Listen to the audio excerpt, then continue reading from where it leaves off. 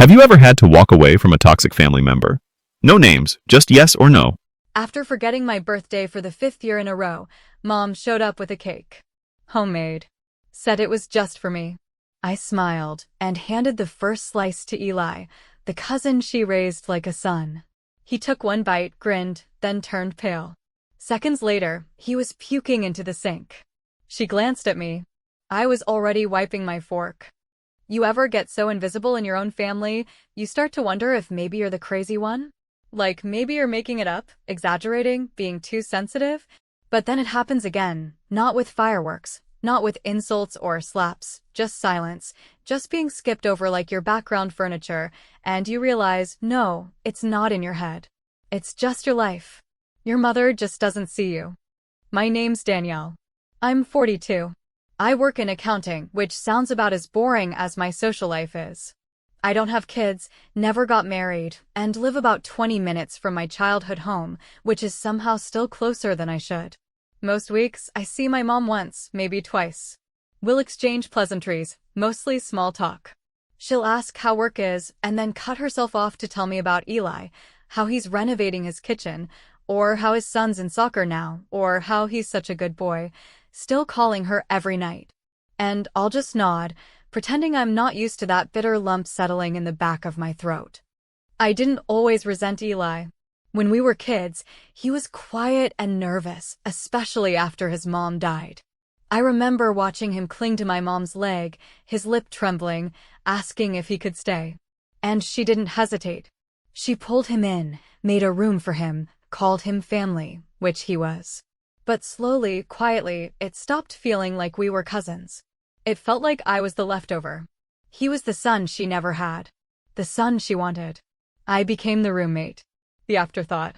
There are moments in life that shape you, moments so stupid and small to anyone else, but they stick to you like tar. For me, it was my 35th birthday. I remember sitting by my phone all morning, thinking maybe she just forgot to call early. I had taken the day off work, bought myself a tiny cake from the grocery store, lit a candle, and sat at the table like a fool. Noon passed. Nothing. 3 p.m. passed. Silence. I finally caved and called her around 6. She answered with her usual chipper voice, saying she was just baking cupcakes for Eli's work party. She added casually. That was it. Not a word about me.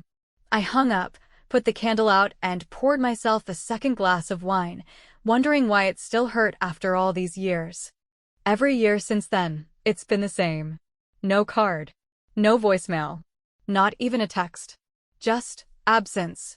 Meanwhile, Eli's birthdays are entire productions. Mom calls days in advance, plans meals, buys decorations. One year, she even got custom cupcakes with his face on them. She posted a picture of them on Facebook with a caption that read, "So proud of my boy." I read it while eating leftover Chinese on my birthday, watching reruns of a show I wasn't really paying attention to, and I told myself, again, that it didn't matter. That I was too old to care about birthdays. That I was being dramatic. That I didn't need it. But this year, something shifted. It wasn't the forgetting, I expected that. It wasn't even the silence. It was that she called me the day after. Her voice was cheerful, her tone almost performative. "I've got something sweet for you," she said. Thought I'd swing by. Just me, Eli, and a little surprise. No apology. No explanation. Just that forced brightness in her voice, like a teacher pretending to like the kid she always forgets to call on. I sat in my living room, staring at my front door after I hung up, and a thought popped into my head, quiet and uninvited. She doesn't want to make it up to me. She wants to feel better about herself. That's what this was. Not love. Not regret. Just guilt dressing up as kindness. They showed up that evening around 6. Eli was wearing his usual smile, always so easy and warm, the kind of smile that made people forgive him before he even did anything wrong. He hugged me like he always did, like we were equals, like we were close, but I could feel the weight in his arms wasn't the same as mine. Mom came in behind him, carrying a foil-covered tray. She kissed my cheek and said, "I made your favorite." Now here's the thing. She hasn't remembered my favorite anything in years. Not meals. Not flowers. Not books. I doubt she even knows what I listen to anymore. But here she was, smiling like the Virgin Mary herself, placing this heavy tray on my counter like it was a peace offering carved out of cake. I opened it. Chocolate pudding cake. Thick, gooey, warm. I hadn't had it since I was a kid, since she used to make it when I scraped my knee or didn't get invited to birthday parties. Back then, it was comfort. Back then, it was love. Now, it felt like manipulation wrapped in nostalgia. She said, "Thought it'd be nice to do something sweet for you," and looked at Eli while she said it. That was the moment. The exact moment I knew this wasn't for me. It was a show. A little family theater. She'd serve the dessert. Eli would praise it, and she'd get to say she did her part. Guilt-free for another year. So I smiled. I picked up a fork, scooped a steaming piece from the corner, and placed it on a plate. Then I turned to Eli and said, "You go first." He blinked, surprised, and laughed. "I thought it was for you," he said. "Ladies first." I shook my head. "You're the guest. Go ahead." He took the plate, took the bite. And that's when everything started to turn. The rest of the evening would fall apart in slow motion, like a house collapsing just a floor at a time, and I'd watch it all with a calm I didn't know I had in me. I wasn't angry. I wasn't sad. I was something else entirely. But in that moment, when he smiled and lifted the fork, I knew one thing for certain. He didn't see it coming. And neither did she.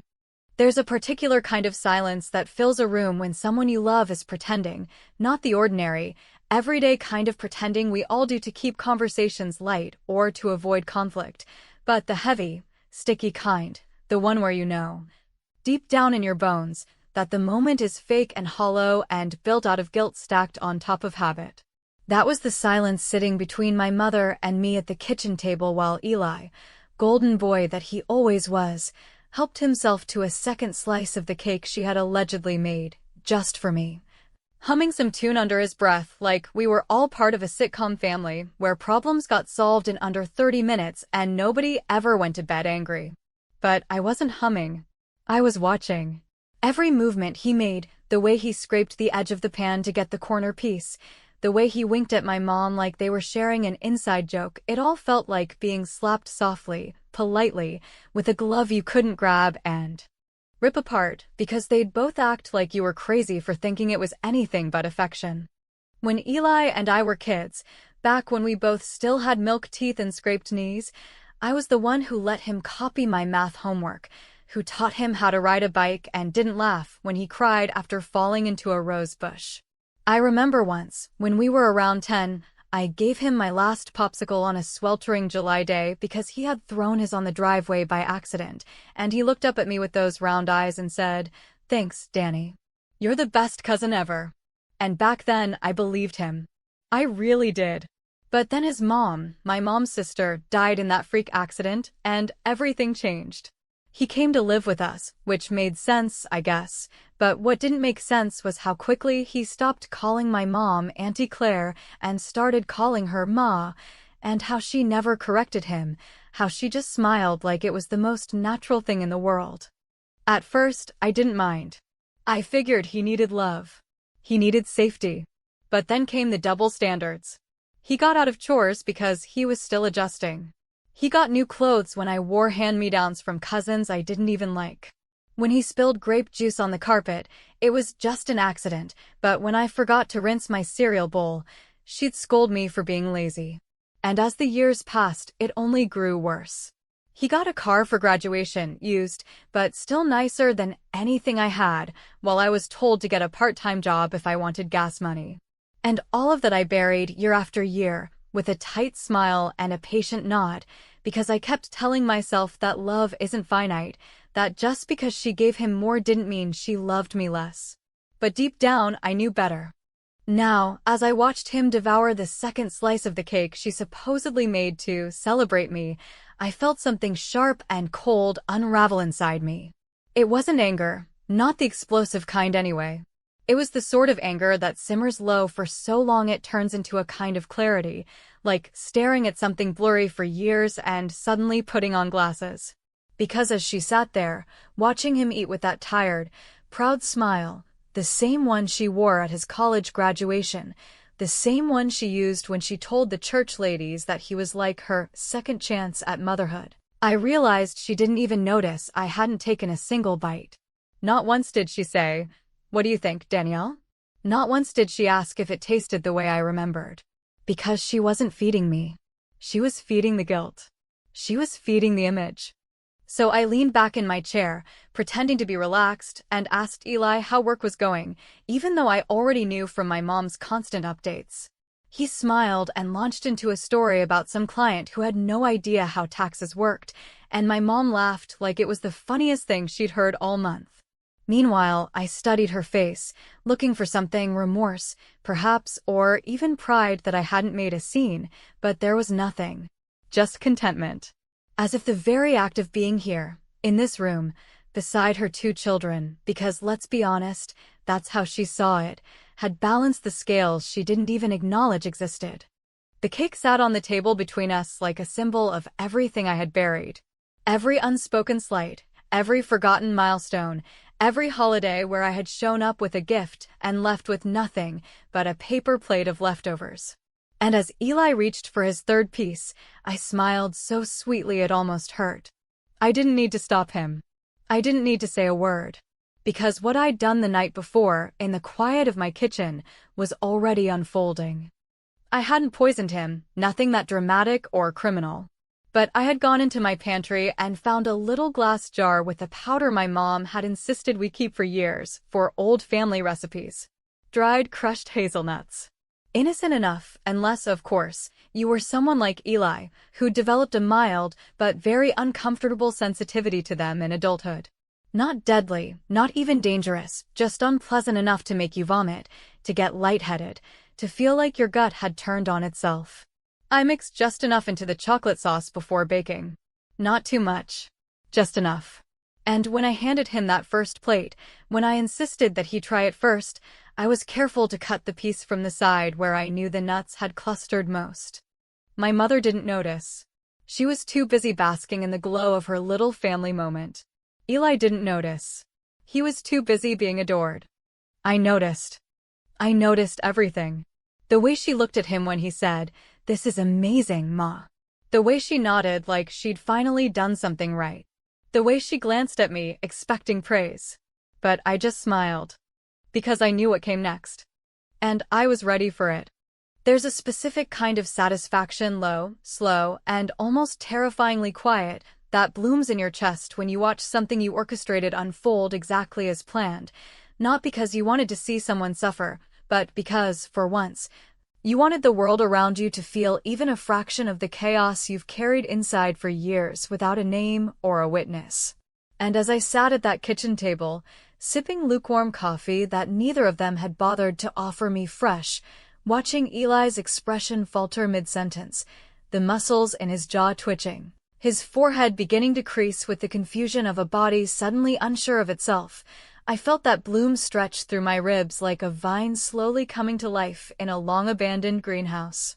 At first, he tried to ignore it, brushing it off with a half-laugh and a quick cough, waving a hand at his own mouth like it was just a crumb caught in the wrong place, some minor, momentary irritation. But then he leaned forward, elbows on the table, both palms pressed to the edge like he was anchoring himself, and I saw the change hit him, not dramatically, not like in a movie with gasping and screaming, but subtly. The way sickness does when it starts from the inside and creeps outward, claiming territory 1 inch at a time.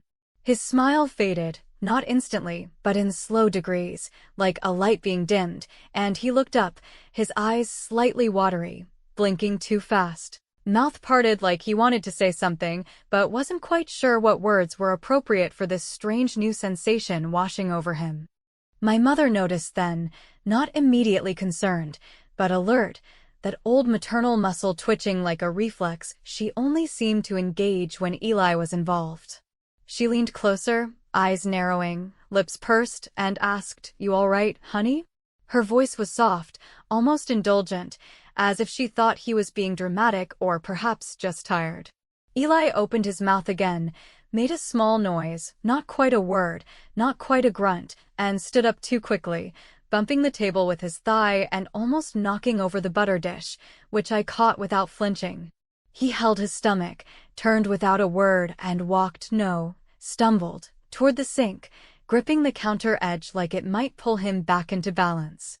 What came next wasn't theatrical or grotesque, but it was enough to break the scene they'd been trying to stage. He vomited. Once, forcefully. Then again, dry heaving, breath catching in his throat. The sound echoed off the walls, interrupting the quiet hum of domestic contentment my mother had so carefully curated. And for a second, a single, crystalline second, the room was completely still except for the sound of Eli's retching, and my mother's breath caught in her throat as if something in her had cracked open. She moved fast then, that old nurse-like instinct kicking in, bustling over to him, rubbing his back, whispering comforting nonsense under her breath. "It's okay, sweetheart. Must be something you ate earlier. Maybe it's that takeout you mentioned. Just breathe. Just breathe." She didn't even look at me. I didn't move. I simply set my fork down, reached for a napkin, wiped my mouth slowly, carefully, like a woman at a formal dinner rather than a participant in some grotesque family farce. My mother finally turned back to me, her eyes searching, sharp now, laced with something that wasn't quite suspicion, but hovered somewhere close, and in that breathless space between her gaze and my composure, the question formed, almost involuntarily, "Did you do something to it?" She didn't say it in an accusing way, not yet, but the way her voice dropped just slightly, the subtle change in her posture, the way she straightened up and shielded Eli with her body, as if some part of her, however small, was willing to believe I had done the unthinkable, made it clear that her trust in me, if it ever existed, was more brittle than she liked to pretend. I met her eyes, calm and dry, and tilted my head, allowing just the barest hint of confusion to color my voice as I said, "Why would I? It was meant for me." That answer, short, precise, and echoing with more bitterness than the cake ever had, hung in the air like a fog neither of us could see through. She didn't reply, not immediately. She turned back to Eli, who had recovered enough to wave her off, saying he just needed a glass of water and maybe a minute to lie down. He was pale, sweating lightly, but recovering, the worst already past. He didn't seem to suspect anything beyond food poisoning or maybe some lunch gone bad, which worked in my favor, the genius of subtle revenge being that the victim always second-guesses whether it was intentional or just bad luck. But my mother, she knew. Maybe not the full truth. Maybe not the method. But something inside her, that maternal radar she only switched on for Eli, was starting to hum.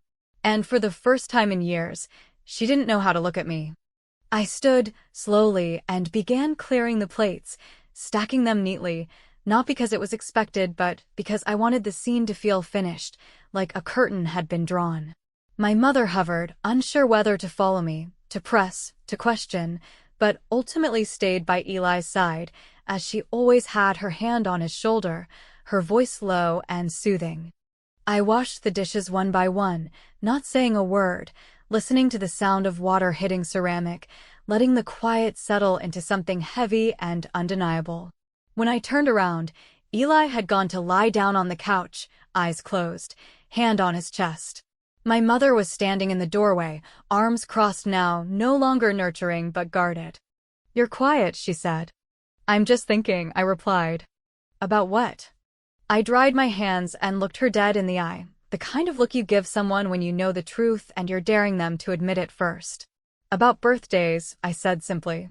Her mouth opened slightly, just enough for breath or a half-formed apology that never came, then closed again. She looked away. And in that moment, in the absence of denial or defense, I knew that she knew. Not the details. Not the act. But the weight of it. The intent. It had been subtle, deliberate, and controlled, just like the pain she had handed me for years. The only difference? I served mine warm, in silence, and with a fork. There are moments in life when the lines between justice and cruelty blur so completely that even the person holding the knife, so to speak, begins to question whether they acted from pain or from a deeper place of cold, calculated necessity. And it was in that hazy, shifting space between regret and vindication that I found myself standing, days after that night with the cake, listening to the slow, deliberate ring of my phone as my mother called for the third time in 24 hours, her name glowing on the screen like a dare I didn't have the energy to accept. I let it ring out again, as I had the previous 2 times, the silence after the final tone more satisfying than I expected, not because I wanted to punish her, but because I finally understood the power of not answering. I had spent my entire life picking up when she called, physically, emotionally, spiritually, responding with patience, with hope, with that bottomless willingness to forgive, thinking that if I just kept being the bigger person, one day she'd look at me and see more than an obligation. But now, for the first time, I was choosing not to be available, and it felt less like rebellion and more like freedom. Of course, avoidance can only stretch so far before reality kicks in, and 3 days later, she showed up at my doorstep unannounced, wearing that expression I had come to associate with years of emotional bargaining, tight-lipped concern. A pinch of urgency behind her eyes, and the artificial softness of someone who knows they need to tread carefully but doesn't quite understand why. I opened the door, not out of hospitality, but because curiosity outweighed caution, and I stepped aside without speaking, allowing her in with the kind of silence that has weight to it, the kind that makes people feel watched even when you're looking away. She sat down in my living room, hands folded tightly in her lap, knees pressed together like a schoolgirl in front of a principal, and for a moment neither of us spoke. The room thick with the kind of tension that isn't built from one single incident, but from decades of microcuts that had never fully healed. Finally, she cleared her throat, and in a voice too light to be honest, said, "Eli's feeling better. He thinks it might have been that shrimp he had for lunch." I nodded once, slowly, my eyes fixed on her face, searching for signs of sincerity, of confrontation, of anything real beneath the surface politeness she had always used like a shield, and when she offered no follow-up, no question, no accusation, I leaned forward slightly and asked, "Is that why you came? To let me know he's fine?" She blinked, surprised by the sharpness of my tone, as though she had expected me to fill in the silence with reassurance or apology, the way I always had. "No," she said finally, her voice cracking at the edge, "I came because I'm worried about you. You've been distant." I almost laughed, not because it was funny, but because the absurdity of that statement, coming from a woman who hadn't remembered my birthday for 5 straight years, struck something so hollow and cruel that I didn't have any other response. "Distant?" I repeated, my voice low, almost amused. "Mom, I've been distant since I was 10. You're just now noticing." Her face flushed, not with embarrassment, but with that tight, defensive anger I knew so well, the kind she used when she couldn't argue with the truth but also couldn't accept it. "That's not fair," she said, her words rushed, brittle, like glass trying not to shatter. "I did my best. I took care of both of you. I had to split my attention." I raised a hand, cutting her off, not with violence, but with finality. "No, you didn't split your attention. You redirected it. You gave it to him. All of it. You raised him like he was your redemption story, like he was your second chance, and I got what was left, the silence, the absence, the guilt that came with being the child you didn't feel proud of." She stood then, too quickly, her chair scraping against the hardwood with an unpleasant screech, and her face, now hard and cold, looked almost foreign in my home. "I thought you were stronger," she snapped, her voice trembling under the strain of suppressed emotion. "I thought you didn't need as much. You were always so independent, so quiet. I thought you were okay." That word, okay, hung in the air like a slap, like an insult cloaked in concern, and I took a step toward her, not to intimidate, but because I needed her to see the full weight of what she had done, not just over the past week, but over the past 4 decades. "So you punished me for being strong?" I asked, each word precise, deliberate, edged with the kind of calm fury that only comes when the wound is too old to bleed. "You neglected me, overlooked me, made me invisible in my own home, and now you're trying to turn that into a compliment?" She looked at me then, not with understanding, but with that same wounded pride she always wore when she realized she couldn't control the conversation. "It wasn't like that," she muttered, but even she didn't believe it, and I didn't offer her the comfort of pretending I did. The silence that followed wasn't the kind that begged for someone to speak. It was the kind that closed a chapter. She reached for her purse, clutching it like armor, and turned toward the door. I didn't stop her. As she reached the threshold, she hesitated, her back still turned, and said, "You don't know what it's like to carry guilt every day." I exhaled, not laughing this time, but genuinely startled by the irony of her words. "No," I said, "I just know what it's like to carry the consequences of someone else's guilt." And then she left. No hug. No apology. Just the soft click of the door closing behind her. I stood in the silence she left behind, not victorious, not satisfied, but something else, hollow, perhaps, or just tired in a way that sleep couldn't fix. I didn't regret what I'd done, not exactly. It hadn't been cruel. It had been a message written in flavor and discomfort, in unspoken truths and bitter aftertastes. It hadn't hurt anyone beyond repair. But it had made them pause. It had made her look at me, really look at me, if only for a moment. And maybe that was all I'd wanted. Not revenge. Just to be seen. There's a strange kind of quiet that settles over your life when the storm you've been waiting for doesn't come, not because the skies have cleared, but because the damage has already been done and no one wants to acknowledge the wreckage. Choosing instead to step carefully around the broken glass and pretend the room still holds the same shape it did before everything cracked. In the days and weeks that followed my mother's visit, that awkward, stilted confrontation disguised as concern, that mess of words half swallowed by years of denial, and the kind of guilt that has calcified into something far more useless. I found myself moving through life with a sense of uneasy calm, like someone walking through the aftermath of a fire, unsure whether the smoldering ruins beneath their feet might flare up again without warning. Eli didn't call. He didn't text. He didn't stop by, which wasn't unusual in itself, given that our relationship had always been built on the scaffolding of proximity and shared history rather than any real emotional intimacy. But now his absence carried weight, a pointed edge, as though he, too, sensed that something had shifted, maybe not consciously, maybe not with certainty. But with that instinct we all have when a dynamic changes so subtly yet undeniably that pretending otherwise feels like a betrayal of your own intuition. I imagine he went home that night, poured himself a glass of water, and stared at his reflection a little too long, trying to convince himself it was just the shrimp, or maybe a bug, or maybe stress, but in the back of his mind, deep in the quiet part, he must have wondered. I didn't care if he figured it out. Not fully. Not clearly. I wasn't looking for confrontation or confession or some melodramatic fallout. What I had wanted was simple, to disrupt the rhythm. To fracture, if only slightly, the flawless little song my mother and Eli had been humming together for years, with me left off stage, humming my own notes in silence. And I had done that. The tune had stumbled. The harmony had wobbled. And now we all sat in the awkward echo of that discordant note, pretending not to hear it. Thanksgiving arrived like it always did, with 4 smiles, 2 dry turkey, and the kind of politeness that tastes like tin in your mouth. I wasn't going to attend.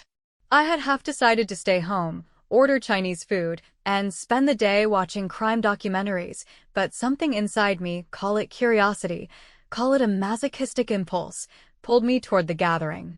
Eli was hosting this year, in his perfectly decorated suburban home, the kind of place that looks like it was lifted from a catalog, complete with neutral tones, expensive rugs, and a sense of curated warmth that never quite feels real.